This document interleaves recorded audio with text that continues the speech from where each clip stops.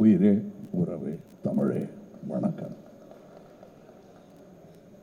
அதாவது உலக சினிமாவில் ஒரு சினிமாவை செய்துவிட்டு அதன் இரண்டாம் முறையாக அதை செய்யும்போது அதே டைரக்டர் அதை இயக்குவது என்பது ரெண்டு பேர் எனக்கு தெரிஞ்சு நடந்திருக்கு.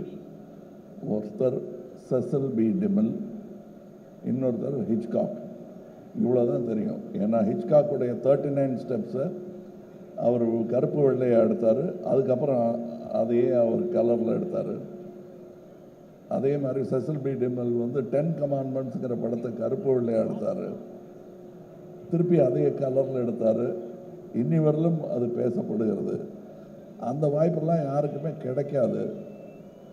இது சங்கர் அவர்களுக்கு கிடைத்திருக்கிறது. அவருக்கு கிடைத்ததனால் எனக்கும் கிடைத்திருக்கிறது. ஏன்னா பியு சின்னப்பா அவர்கள் நடித்த அந்த உத்தமபுத்திரன்ல அதுக்கப்புறம் நடிகர்தில் தான் நடித்தார். அவங்க இல்லை, நான் இருந்து இந்த 2ஆம் பாகத்தை பார்ப்பது, அதுவும் இந்த 2ஆம் பாகம் என்னும் ஒரு ஃபேஷன் வருவதற்கு முன்னாடி எடுத்துகிட்டு வந்தாங்க முதல் பாகத்தை. வேணா ஒரு தற்பெருமை ஒன்று நான் சொல்லிக்கலாம். இதே சாலையில் ஒரு டப்பிங் தியேட்டர் நடந்துட்டு இருந்தபோது இந்தியன் படத்தோட டப்பிங் போது நான் சொன்னேன், சார் 2வது பாகம் எடுத்துடலாம் அப்படின்னு நான் சொன்னேன். அப்போ அந்த படப்படப்பே எங்களுக்கு அடங்கலை. இது எப்படியாவது ரிலீஸ் பண்ணணுன்னு. அப்போ நல்லா தான் இருக்குது சார், இப்போ அதை பற்றி பேசாதீங்க சார், நல்ல அவருடைய மனம் இருந்தது. ஆனால் முக்கியமாக இந்த 2ஆம் பாகம் எடுப்பதற்கு கருவை எங்களுக்கு இன்றும் கொடுத்து கொண்டிருக்கும் அரசியலுக்கு நன்றி. ஏன்னா இந்த கரப்ஷன் இன்னும் அதிகமானதுனால தான் இந்தியன் தாத்தாவுடைய 2ஆம் வருகைக்கு ஒரு பெரிய அர்த்தமே இருக்கிறது உங்கள் மத்தியில். அந்த அவர்களுக்கும் இது நல்லவங்க கெட்டவங்க எல்லாருக்கும் நன்றி சொல்கிற ஒரு விஷயம். இன்னும் சொல்ல போனால் இருக்கிறவங்க இல்லாதவங்களுக்கு கூட நன்றி சொல்லணும். இந்த மேடையில் நான் ரொம்ப சந்தோஷமாக ஒரு தலைமுறையுடன் நடித்து கொண்டிருக்கிறேன். நான் மதிக்கும் நல்ல நடிகர்கள், என் நண்பர்கள் இப்பொழுது எங்களுடன் இல்லை. அவங்களாம் இந்த வெற்றி விழாவில் பங்கெடுத்திருக்க வேண்டியவர்கள். மனோபாலா, நடுமுடி வேணும், விவேக் போன்றவர்கள். இந்த பக்கத்து ரோட்டில் இப்போ தான் முந்தானத்தை தான் எடுத்த மாதிரி இருக்குது விவேக்கோட சீன்ஸு. இவர் பக்கத்தில் உட்காந்து டைரக்ட் பண்ணிட்டு இருந்தார். காலம் எவ்வளவு வேகமாக ஓடுகிறது என்பதற்கு இந்தியன் 1, 2 எல்லாம் ஒரு உதாரணம். நாங்கள் திரும்பி பார்க்கறது கூட சங்கருங்கிற அந்த இளைஞர், அவர் நல்ல வேளை இன்னும் இளைஞராகவே இருக்கார். நல்ல வேளை நான் தாத்தாவை போட்டதுனால வித்தியாசம் தெரியல.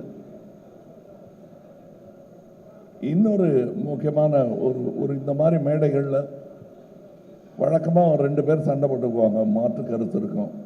அது இல்லாமல் போயிடக்கூடாது இதுங்கிறதுக்காக ஒரு நம்ம ரவிவர்மன் ஒன்று சொன்னார், சங்கர் சாரும் கமல் சாரும் நினச்சாலே இது மாதிரி எடுக்க முடியாதுன்னு. எடுத்திருக்கோம், அதான் இந்தியன் 3. இந்த மேடையில் அதை பேசக்கூடாது. ஸோ அவரையும் எதிர்த்து பேசிட்ட ஒரு சந்தோஷம் எனக்கு இருக்குது. அவருக்கு தான் சம்மந்தப்பட்டிருக்காரு. இதில் இருக்கிற எல்லாருக்கும் ஒவ்வொருத்தருக்கும் நான் நன்றி சொல்ல ஆரம்பித்தேன்னா, நாங்கள் பாம்பே போகிறதா இருக்கோம் அடுத்த விழாவுக்கு. அது ரத்து செய்ய வேண்டியிருக்கும். இப்போ டைரக்டரே சொல்லிட்டாரு குணால் அவர்களை பற்றி. குணால் அவர்களை நான் சந்திச்சே 10 வருஷம் ஆச்சுன்னு சொன்னால் 10 மேலேயே ஆயிடுச்சு. எனக்கே ஆச்சரியமாக இருக்கு. விஸ்வரூபத்தும் போது நான் அவரை சந்தித்தேன், அதில் வேலை செஞ்சார். ஸோ அது மட்டும் இல்லை, இந்த படம் 5 வருடம் 6 வருடம் எடுத்ததுக்கு காரணம் நாங்கள் தொழில்நுட்பமோ இதுவோ தொழில்நுட்ப கலைஞர்களோ நட்சத்திரங்களோ காரணம் அல்ல.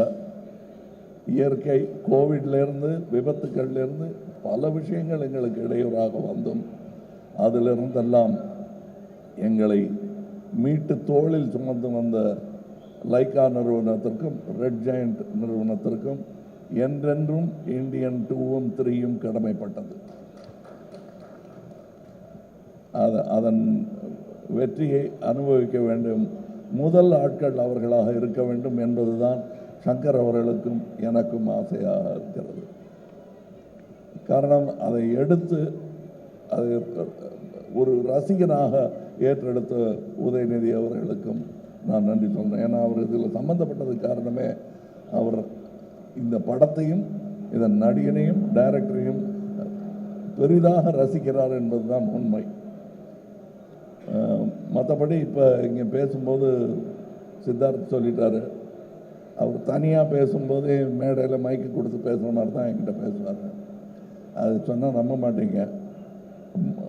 இந்தியன் 3 வரட்டும், அப்புறம் வேணால் கொஞ்சம் நம்பிக்கை வரும் உங்களுக்கு. நானே ஒரு கண்ணை சுருக்கி தான் பார்ப்பேன், நிஜமாகவே என் மேலே இவ்வளோ பிரியம் இருக்குமான்னு. அந்த அளவுக்கு பிரியம் காட்டக்கூடியவர்கள் இங்கே இருக்கும் என் சகோதரர்களும் அப்படித்தான்.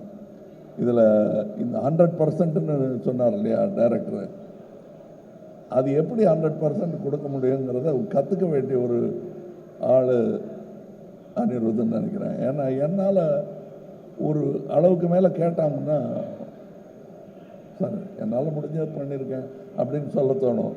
அப்படி சொல்லாமல் இருக்கிறது எப்படிங்கிறது கற்றுக்கணும். ஏன்னா நான் எங்கே இருந்தாலும் நல்ல விஷயத்தை கற்றுக்குவேன் வெக்கப்படாமல். அதனால் தனியாக வந்து கேட்டு தெரிஞ்சுக்கிறேன்.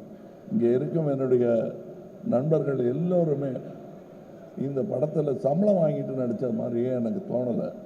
சந்தோஷமாக நடித்தாங்க. அதுக்கு வாய்ப்பது மிகவும் கடினம். இதை இன்னும் 20 வருஷம் கழித்து சொல்லிக்கலாம், 25 வருஷம் கழித்து சொல்லிக்கலாம். நான் இன்றை சொல்லிக் கொள்கிறேன். இந்த யாராவது நான் சொல்ல விட்டுருந்தேன்னா இந்த படம் பல சாதனைகளை படைக்கும் என்று நம்பிக்கொண்டிருப்பதனால் அடுத்த விழாவில் விட்டதை பிடிச்சிருக்கலாம்னு நினைக்கிறேன் நான். மற்றபடி உங்களுக்கு நான் இதுவரை அமைதி காத்ததற்காகவும் இனி கொடுக்க போகும் உங்கள் பாராட்டு விமர்சனம் அனைத்திற்குமே நன்றி சொல்லி விடைபெறுகிறேன். ஜெய் ஹிந்த்.